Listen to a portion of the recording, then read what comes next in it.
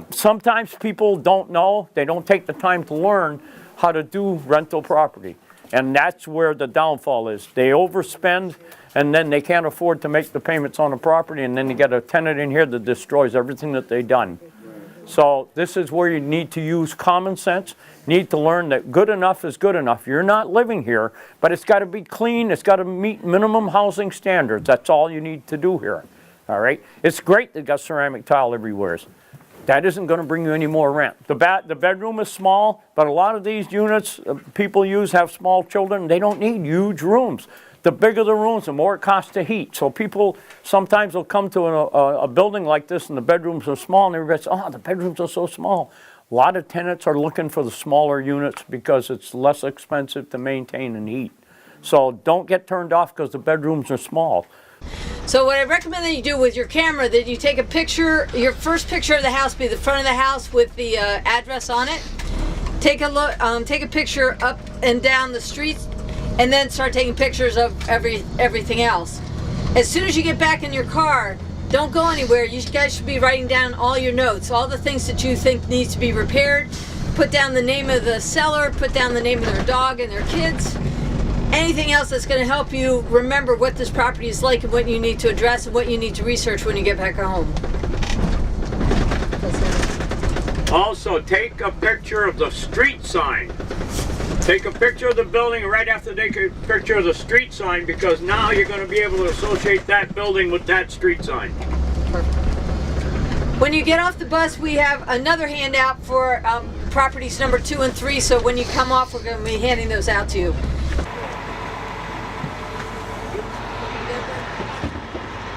If you take a good visual look at the outside of this property, it's an almost turnkey type property. You got a roof up there that's a 3-tab shingle. That was either a 25 or a 30-year roof when it was installed. By the looks of the edge of the roof where the flashing meets the roof, it looks like it's got one layer. So chances are when this roof was done, about 12 to 15 years is what I would estimate the age of that roof.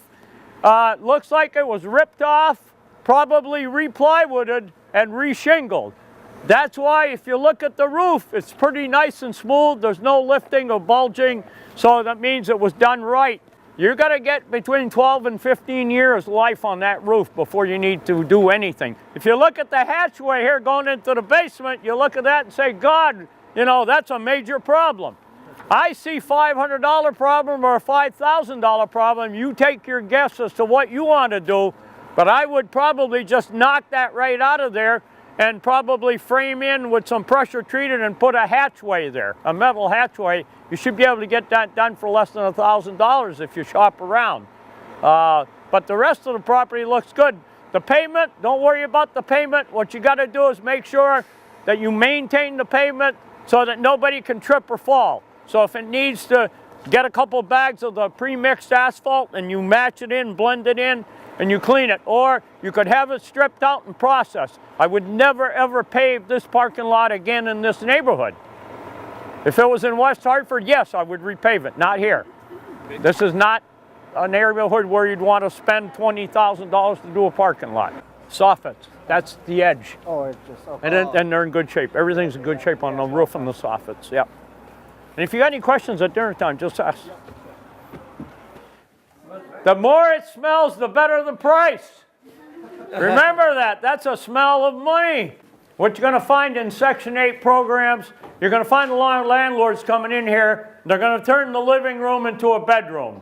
The only way you can do that is you need to have a closet in here to qualify it as a bedroom, and you need to have doors that function between that room and this room. Floors, again, here. These are fir floors. All right, they painted them, which is perfectly fine for this neighborhood. So you would paint the first 24 inches around this room. You put an area rug that you buy at Job Log, Ocean State. You buy it at Walmart. You buy it at BJ's. You buy it at Home Depot's or Lowe's. Costs you less than $100. Every time a tenant moves out, you roll up the rug, you throw it in the dumpster, you paint around the edge, you put another rug in. Done. Paint the walls and floors. I paint everything white. I tell my tenants you can have any color you want as long as it's white. I don't allow tenants to paint anything because when they do, they make a mess. So do not allow your tenants to paint. All right? Simple. Keep it simple, flat everything. No gloss, no semi-gloss, no satin, flat. The reason being is that we don't wash walls. When the walls get dirty, somebody moves, we paint them. All right? So flat everything. What about for the trim? No gloss? Trim, do not paint natural trim. Never, ever, ever paint natural trim. You leave it the way it is. What if it's already painted though? If it's already painted, if it's in the bedrooms, kitchen, dining rooms, living rooms, all flat. Same color as the wall. That's how we do these apartments. Kitchen, you could use a semi-gloss or a satin finish on the kitchen trim. But this basically needs nothing in here. Cracks, you're gonna have to do some drywall in here. Basically, what I would do, this is a plaster lath ceiling. Try to have a drywall ceiling put in here. $500, you're done. It's good for the rest of the time you own the house. I would go right over this. There's nothing loose enough that they just can't drywall right over it. They use a 2-inch screw and that's it. Now, anywhere you got Section 8, low-income tenants, you're gonna usually, and not because they're bad people, but they live in a lot of buildings that landlords don't care. And a lot of tenants are always trying to improve themselves, so they want to move into a better unit. Well, when they move into a better unit, into an apartment where you got a landlord that cares, there's not going to be any roaches in the apartment that they are moving into. But where they moved from, they're going to bring roaches in their belongings. And that's why whenever you come into a building like this, you've got to caulk all the cracks. Anywhere there's a crack, caulk it. Or have your general contractor caulk it, your handyman caulk it, whatever. Because the more cracks there is, the more places roaches get to lay their eggs and multiply. So have, a case of caulking is real cheap insurance. Once you need to do sash cords, which these are the weights that hold the windows up when you push them up. Once you need to do sash cords in windows like this, or the sash is all broken, or you got a broken glass, it's cheaper to put a replacement window in here than it is to repair the old ones. You repair the old ones, you still got drafty windows, you still got ropes that are gonna break. Take it out, put a replacement window in here, you're done. Over here, you got a screen that's damaged. You don't need a storm, and you don't need screens on the outside with a storm window if you've got replacement windows. The new replacement window is gonna come with a half a screen. So you remove that screen. If you don't want to change and cap the outside trim, what you do is just take the 2 windows out, leave the outside frame of the storm window there. You don't have to recap it then. But if both storms are good, what I do is I leave the storm there with the 2 windows. In the wintertime, you drop that storm down, you've got another layer of protection from the outside weather. Plus you've got the double pane insulated replacement window. So you've got 3 layers of glass between the inside and the outside. You've got a better, warmer window. So you leave the storm? I leave the storm, yes. And I remove the screen that's with the storm because the new window comes with a new screen. So you take the screen out, leave the 2 storms. In the summertime, you just put the 2 storms up. In the wintertime, you drop 1 down. And that's simple. When you measure for your window, you measure from inside here to inside here, from inside the bottom of this window, which would be, you measure from here to inside here, not to this, but to there. That gives you your overall rough opening for a replacement window. All right, because it's easy to budget 4 windows, but when you've got to budget 13 or 14 into the job, it's more expensive. So it allows you to get more income, and you have a little more money put as a reserve, then you can do more windows. It's not necessary to do them all, unless the window is in extremely bad condition.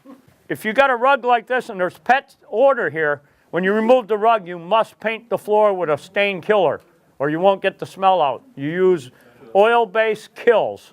Is the only paint that'll kill the odor. Nothing else works, all right? Now this kitchen, looks like you got fairly decent cabinets. You could scuff these up. You could put a polyurethane clear varnish on the bottom. The tops look fine. Clean and paint everything. You could do a backsplash there if you wanted to. You don't have to. The floor over here looks like you may have to do an underlayment. You scrape this all off and do a new underlayment, a new floor on top of this. I would do a vinyl, 1-piece vinyl floor in here. Right on top of it? Right, no, you would have to, it looks like there's several layers here, and I would think you're probably going to have to strip it and put a new underlayment, then your new floor. How much it costs? You could be looking at $1,500 to do this if you have somebody, a floor company come in and remove this, put the underlayment in the floor, you're looking at $1,500 at least. How do you Just know the that there labor. is layers underneath it? Well, when the guy comes, he'll tell you, the floor guy will tell you. All right, but I can tell there's a couple tiles are missing, that there is some layer, because you can actually see another floor under here. That's not plywood, that's another tile floor that's under this floor. So they just get floor upon floor upon floor. So you need to strip it, otherwise than that, eventually you're gonna have, 2 inches thick of flooring and nothing's gonna hold. Hey Lou, how about lead paint and asbestos in these old houses? I've never been bothered with lead paint. I've had several lead paint orders, and Connecticut's a lead safe state, and you're only required to make it lead safe, not totally lead free.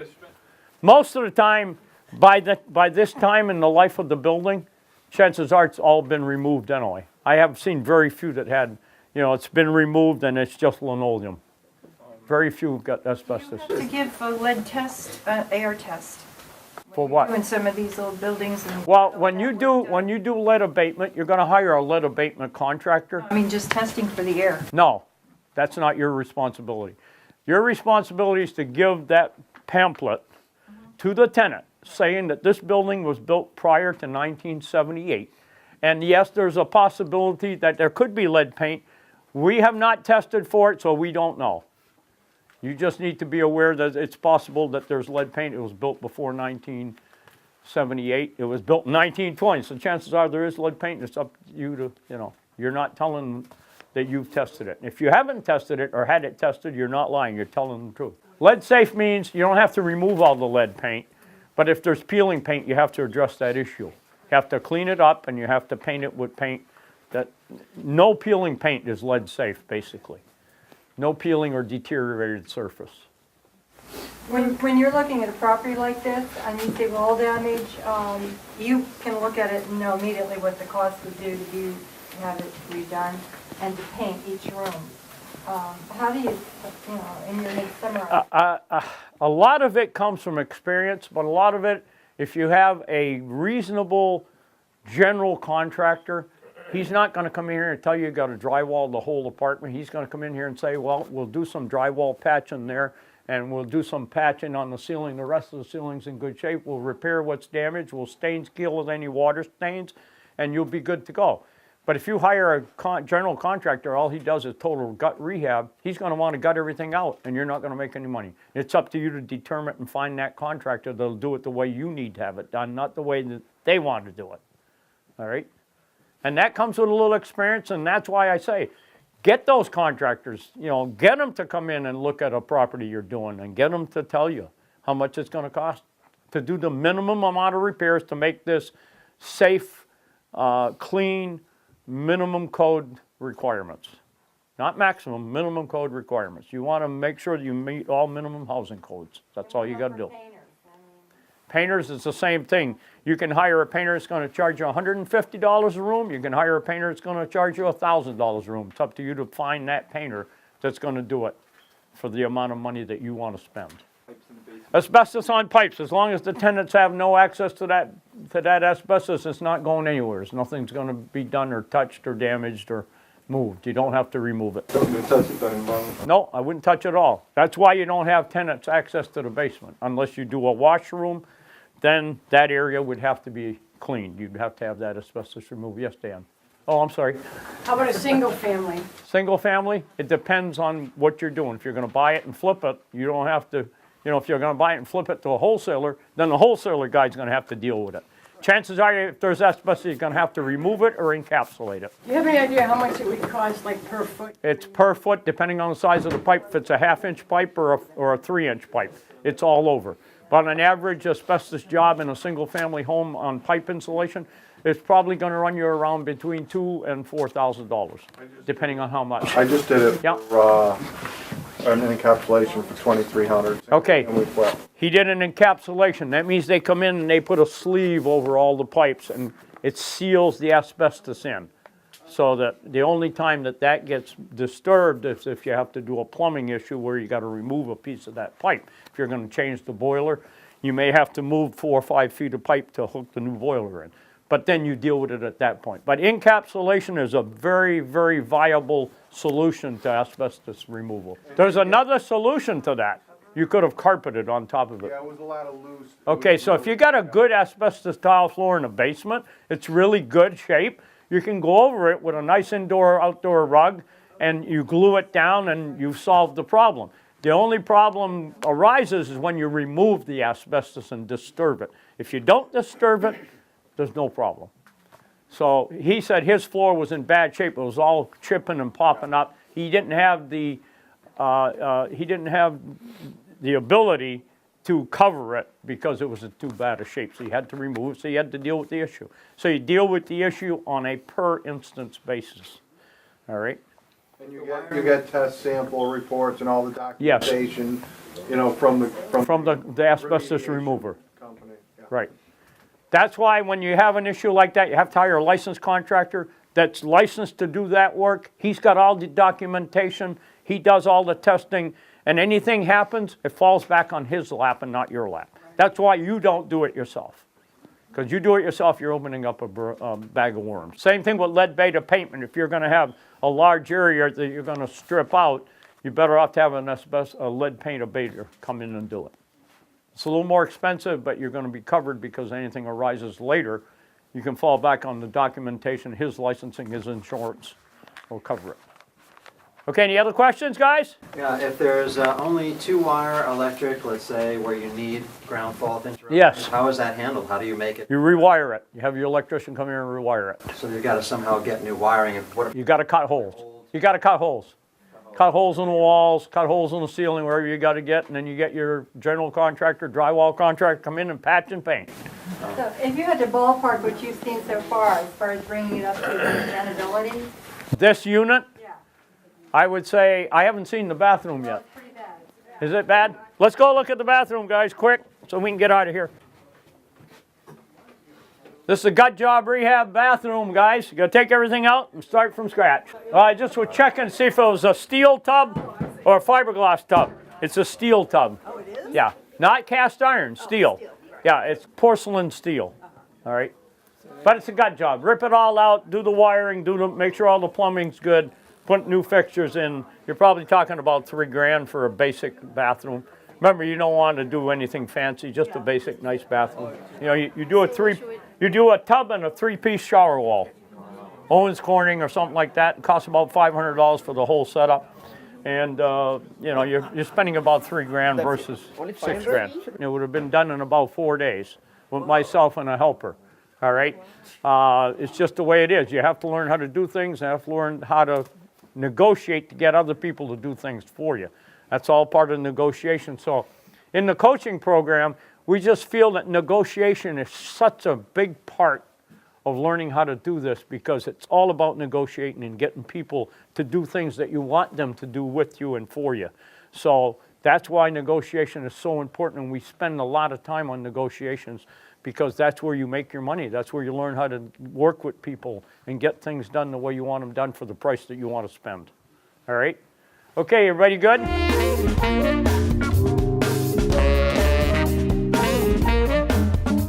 Today was excellent. We went to see properties, got to see one that wasn't quite so in disrepair, and then another one was like,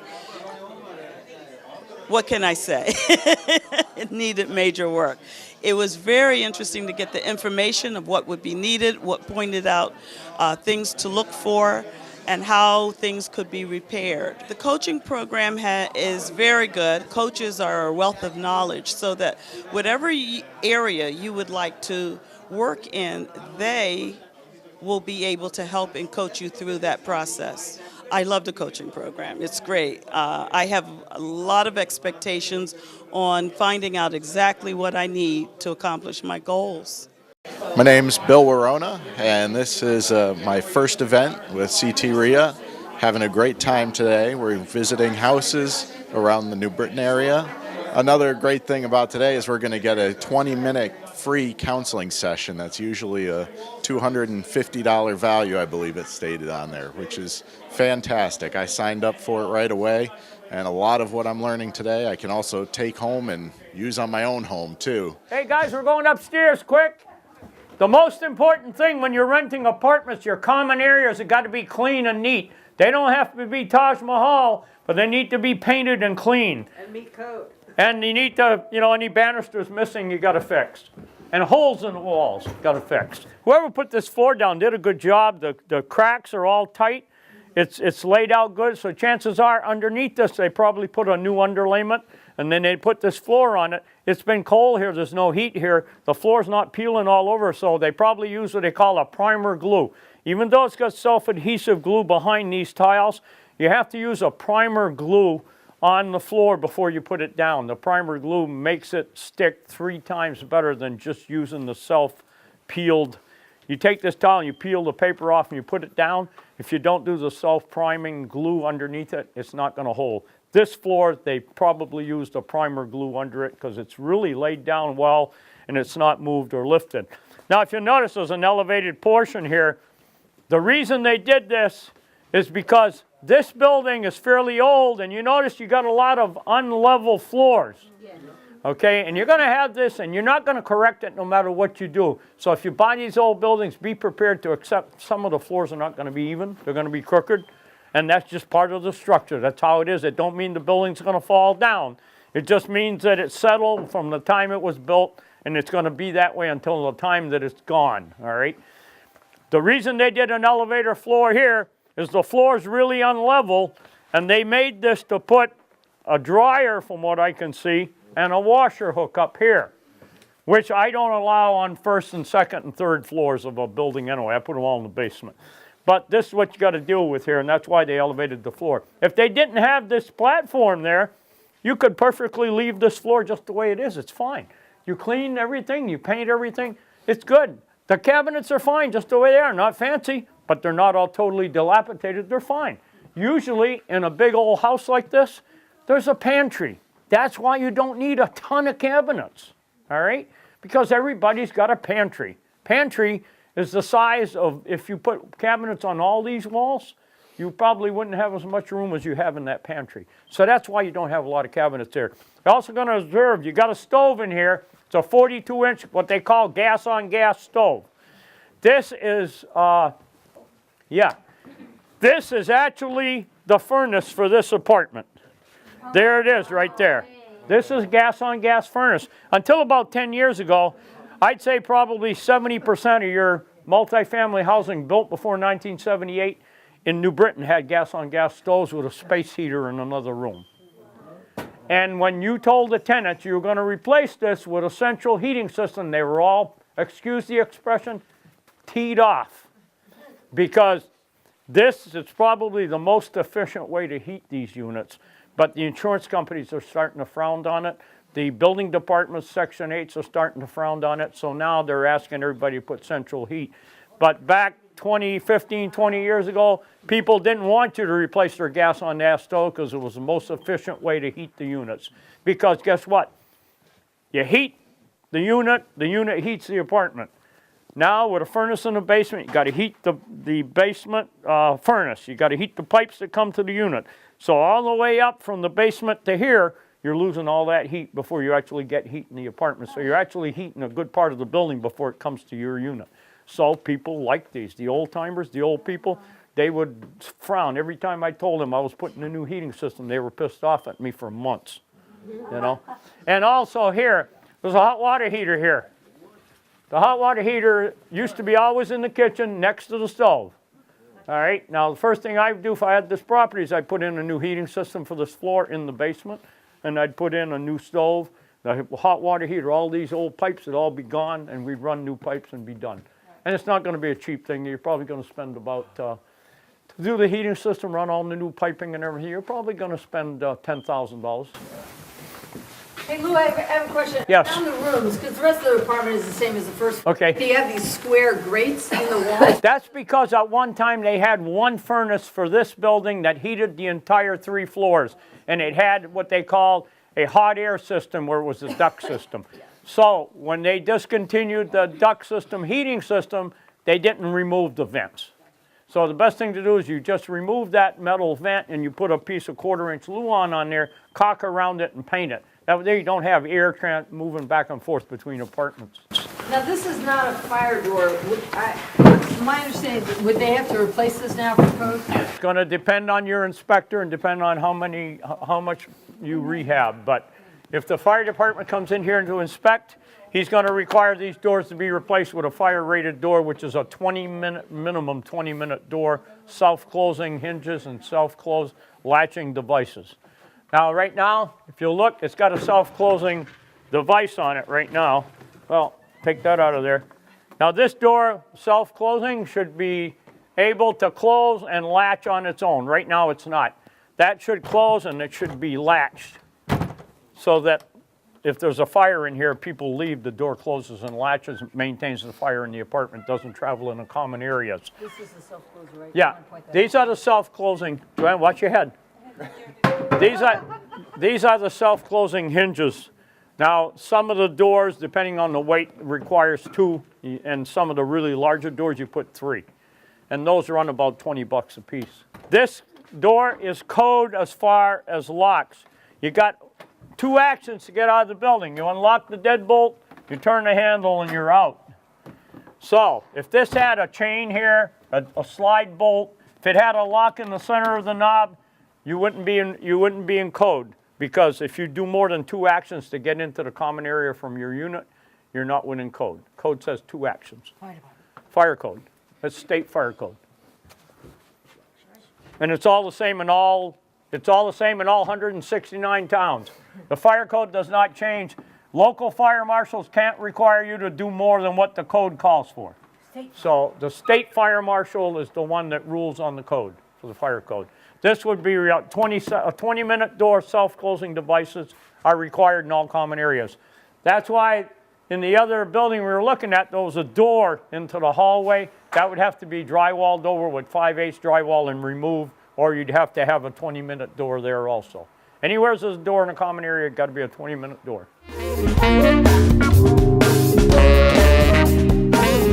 Okay, my name is Dalton Thomas, and I had a chance today to be part of that live property tour that we had in New Britain. I just want to say that it was absolutely worth every second.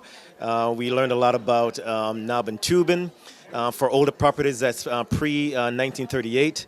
We also learned a lot about lead abatement, what to look for asbestos, trying to contain asbestos. So it just came away with a lot of different ideas from Lou, who did a fantastic job just trying to teach us what to look for to make sure that as we invest in different properties, we're not getting taken. We know what to do in terms of just making the necessary but minimal repairs. You know, I'm also a member of currently the coaching program, and that's also has been, again, a lot to learn. Again, Linda and Joanne and everybody's doing just a fantastic job as well. Just really teaching us what to do in terms of investments. So it's only been a couple weeks. Definitely looking more forward to learn a lot more, but so far it's been very, very good, and just learn a lot. Just spending the day with everybody, networking and learning everything that Lou taught us. It was wonderful. He potentially already saved me $15,000 to $20,000 just from one question that he answered for me today. Day well spent, definitely. I recommend to everybody. So our question was, on the second floor there were some suspended ceiling things with some water damage, and so how do you fix that?